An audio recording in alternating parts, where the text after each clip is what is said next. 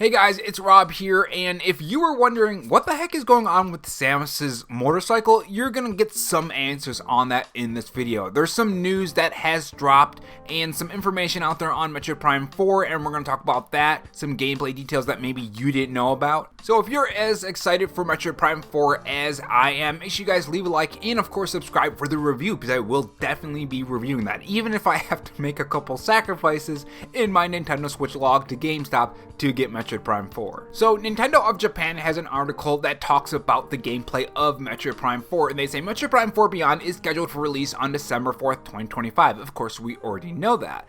Race across the land in a new vehicle, Viola, Samus, and Sylux amiibos will also be available. And they look really fantastic. It kind of just sucks that the amiibos cost more now, because a lot of the amiibos that are coming out look actually pretty fantastic. So the first bit of detail that I actually didn't know about is that there's an actual name for the bike. It's called Viola.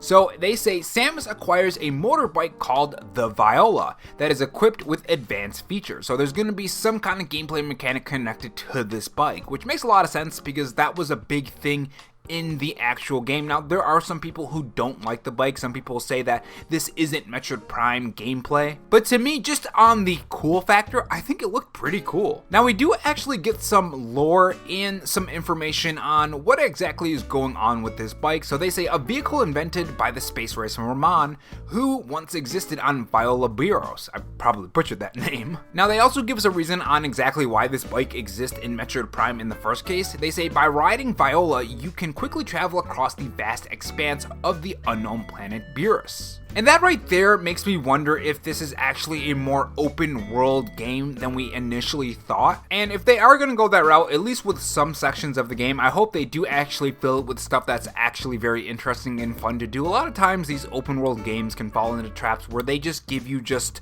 mind-numbing, boring stuff to do, or the point where it's filled up so much that, yeah, it's fun to do, but it gets to the point where it just becomes overbearing and very boring in the end because there's just so much to do. I ran into this exact problem with Assassin's Creed Shadows. There's just so much in that game that I kind of just dropped the game and I was just gonna go back to it later. I still haven't. So if they do have these open world areas where you do need a bike to travel, I hope they do end up filling it up with stuff that actually is worthwhile doing and stuff that's fun to do, and don't fill it up too much. But let's continue. Additionally, you can use special actions while aboard to fight enemies and destroy ores scattered across the ground as you make your way through the uncharted territory. Now, they don't exactly tell you what the ores are for, but typically in games they usually use ores as upgrades, so I'm guessing maybe it has to do something with like upgrading the bike, or maybe it just gives you more juice to use the boost, because it does look like there is a boost function on the screen in the gameplay and on the screenshots that they have on the website. But anyways, continuing, they say boost. Temporarily boost your speed, knocking enemies back and shattering ore. And then of course there's the power slide that you saw in the trailer. By using the power slide technique, which involves sliding Viola sideways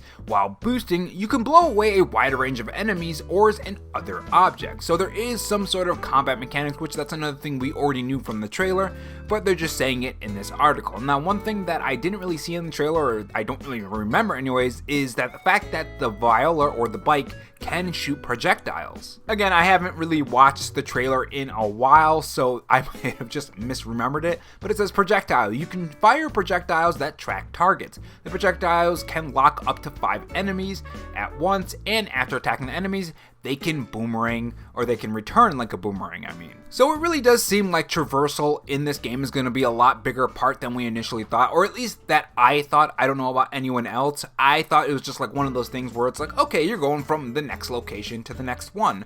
I didn't think it was going to be this big. Now, they also say you can summon Viola whenever you're in an available area. Dismounting Viola will return you to Samus's perspective and allow you to resume your exploration. And that's the key thing that I want to see in this video. If they're going to be doing these open world areas, because it does say in an available area, so I think this is just going to be secluded to certain parts of the game. I hope exploration in that area is crafted by hand and the stuff in that area is fun to do, because again, a lot of games that are open world fall into this trap. Heck, actually recently Borderlands 4 fell into that trap. Personally, I feel like Borderlands 4 kind of messes up with the open world. I feel like Borderlands 3 did a lot better job because you had those smaller handcrafted areas although I still think even in Borderlands 3 they were a little bit overstuffed. The best game that I think did best in these small handcrafted areas was, at least from my memory off the top of my head, the Shadows of Mordor games. Those did really well, especially the second one. I feel like it was just the perfect amount. Not too much, not too little, fun to do, fun to traverse around the map, things like that. But yeah, let's continue with the gameplay details. So in order to return alive from the unknown planet to which she has been transported to, Samus must use her newly acquired psychic abilities and Viola to clear a path forward. Now, the interesting thing about that is there was some stuff about potential time travel in the game, which again, like I said in that video, I'm a big sucker for time travel. If you guys didn't see this yet, it's a rumor, by the way, just going around. The box of the actual game has appeared. This was a while back, but some things from the box actually pointed to time travel. The translation on the box for Metroid Prime 4 says, with the hopes vested in you and your new powers, return home from the unknown planet. Having been transported across space and time to the unknown planet Byuros, Samus Aran must carve a path forward with her newfound powers in order to return to her original world. So the very interesting thing, there's a couple of things on this actually. Are we gonna have to play the past Metroid Prime games to be completely in the know of what's going on, or is this one of those things where it does help, but it's not necessary? Because while we do have Metroid Prime 4 Remaster, we don't have Metroid Prime 2 and 3, as far as we know anyways. Again, there were multiple things pointing towards Metroid Prime 3, other than like Nintendo insiders like Nash Weedle coming out and saying that they're going to be putting all the Metroid Prime games on the Nintendo Switch 2. There's also things like past rumors, and then things from just Nintendo's doing with Metroid Prime 3 Corruption. There was actually a trademark renewal, if I remember correctly, and usually when Nintendo does things like that, they usually do end up doing something with that game, especially so close to the release date for Metroid Prime 4, which again is in December, so I would assume they're probably going to be Metroid Prime 3.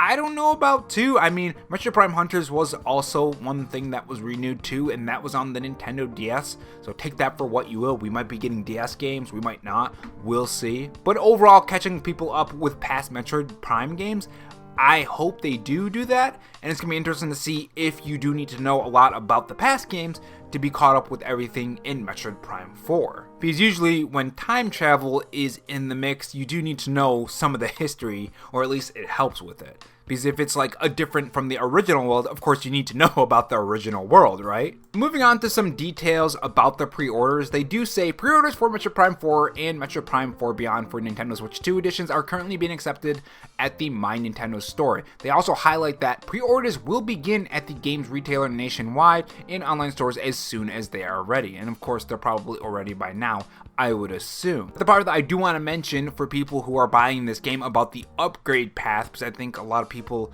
are kind of forgetting that, oh, if you buy it on Nintendo Switch 1, you're probably going to have to pay for that upgrade. They say those who purchase the Nintendo Switch software Metroid Prime 4 Beyond can also play Metroid Prime 4 Beyond Switch 2 edition by purchasing an upgrade pass for 1,000 yen, tax included. So please consider this as well. Which isn't too bad. It's about $5 in US dollars. I mean, if you want to be technical, $6.53, but they're not going to do $6.53. They're going to put it at $5. Personally, if it was me, again, I don't run Nintendo, probably for good reason. I probably run it into the ground, but if it was my choice, it would just be free because you already bought the game. But yeah, those are some details for Metroid Prime 4. I kind of just wanted to talk about some of the stuff because I found it really interesting. Again, I love time travel in games, and of course, the bike is a very cool thing. Personally, when I saw it in the trailer, I thought it looked pretty fantastic. I don't know about you guys. I know there are some people who don't like that it's in the game.